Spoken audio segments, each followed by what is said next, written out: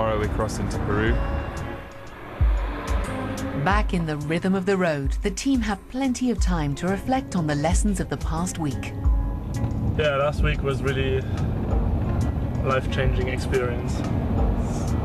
I was sitting there thinking about the consequences, you know, like friendship and such, but everyone was really, really supportive. You know, that's real team spirit, that's real friendship, that people can forgive you for that kind of stuff.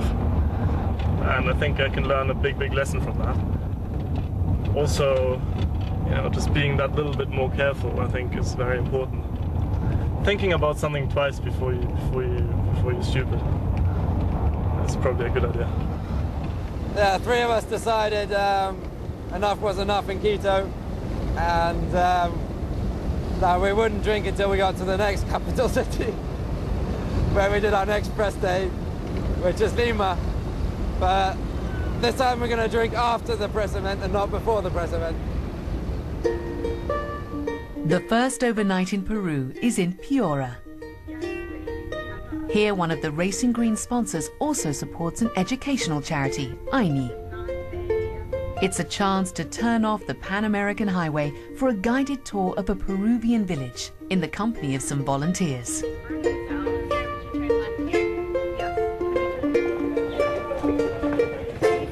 We come for 4 days a week. We teach Tuesday through Friday. And occasionally, if there's a special activity or we want to visit something, we'll come on a Saturday. We're just about to open up the library for an hour or so of playtime. The kids are always really excited to go in, play with the games and read the books you got.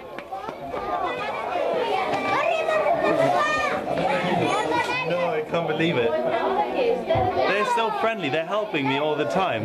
You know, normally you would have like, everyone is really competitive, but here they're like helping each other and helping me as well. Like, otherwise I'd be lost against them. Yeah?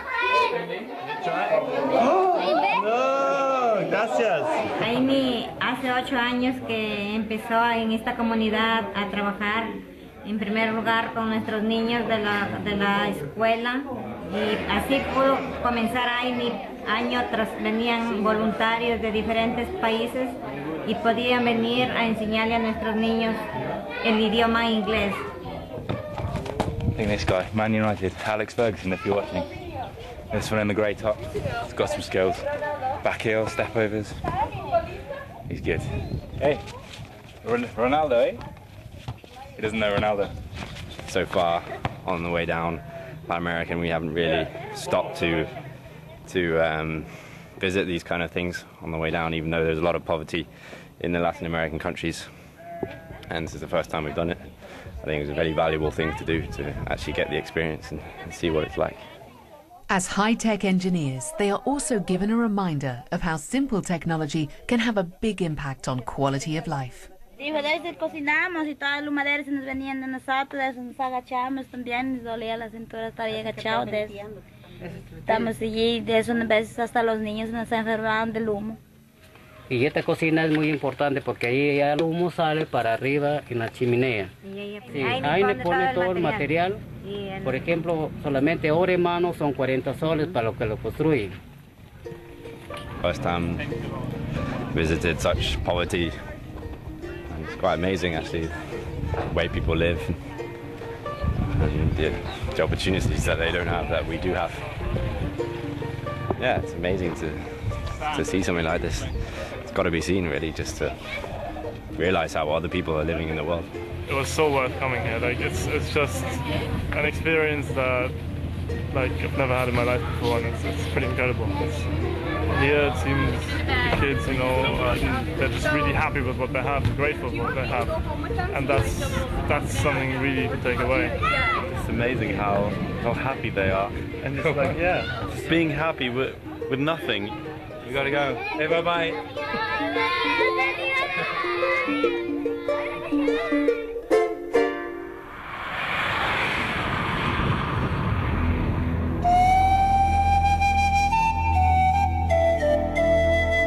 Since the border of Peru, been desert, desert, desert, all the way, just sand, sand, sand. I think this is going to continue all the way, possibly down to Santiago. We're even going through the driest place in the world, the Atacama Desert. So it's going to get drier still, more sandy. Really amazing to see how diverse the world is. The Pan-American Highway hugs Peru's coast for the length of the country. With smooth, fast tarmac, it will only take 6 driving days to reach the Chilean border. But first, they have to survive the traffic in Lima.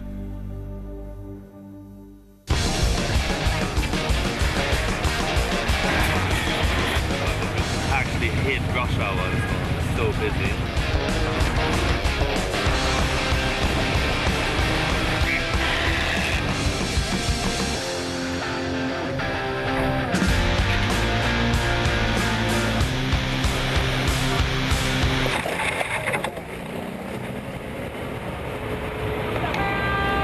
Basically this lorry's just gone into the rear left of the S0. The bodywork has just screwed that off, just haven't repaired it, but I don't know how bad the damage is. Let's just hope it hasn't damaged. It's not that damage and nobody's injured. So what we need is another fiberglass guy. After the last crash I was absolutely shocked, but it seems to get like, you know, nothing shocks you anymore. It's like absolute crazy traffic around it. Another mad city. Actually probably the craziest. Lima. Unbelievable.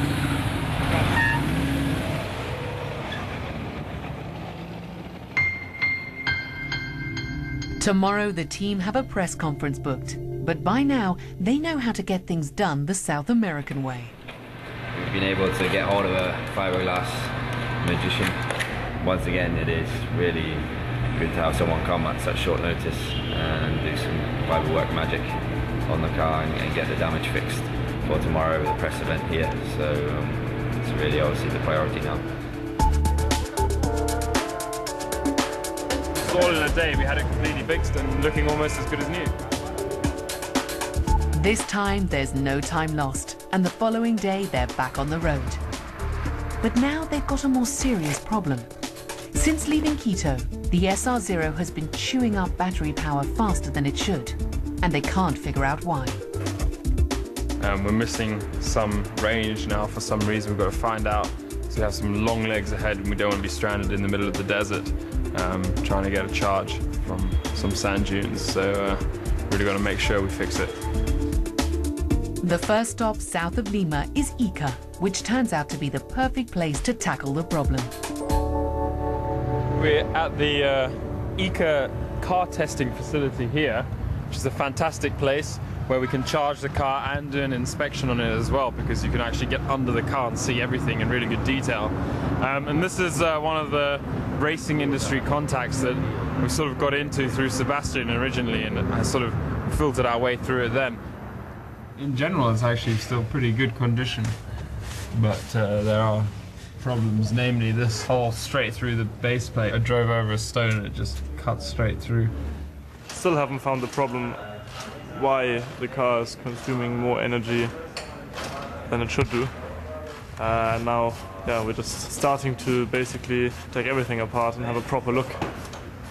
It's gonna be a long evening, possibly a long night. Sincerely hope it's nothing serious. Oh dear. But tonight will tell, for sure. Could be something behaving abnormally in the battery pack. Oh, good. Oh, old ghosts are returning. If it doesn't work with this one, then we can try with the old one again and see if that works. Because it's such a mystery, it's trial and error. We don't never really. Where's the box? The hotel is damn nice.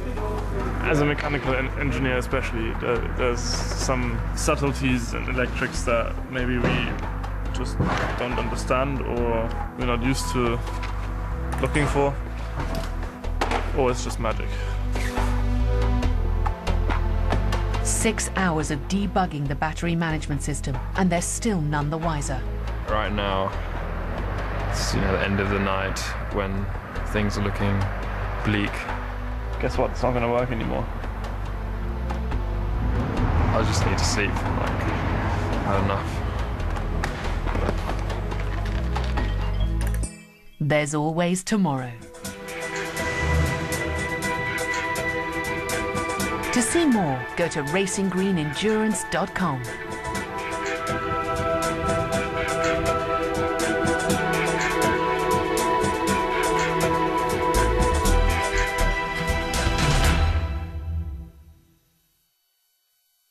The world changes every second. Tomorrow we cross into Peru. Back in the rhythm of the road, the team have plenty of time to reflect on the lessons of the past week. Yeah, last week was really a life-changing experience. I was sitting there thinking about the consequences, you know, like friendship and such, but everyone was really, really supportive. You know, that's real team spirit, that's real friendship, that people can forgive you for that kind of stuff. And I think I can learn a big lesson from that.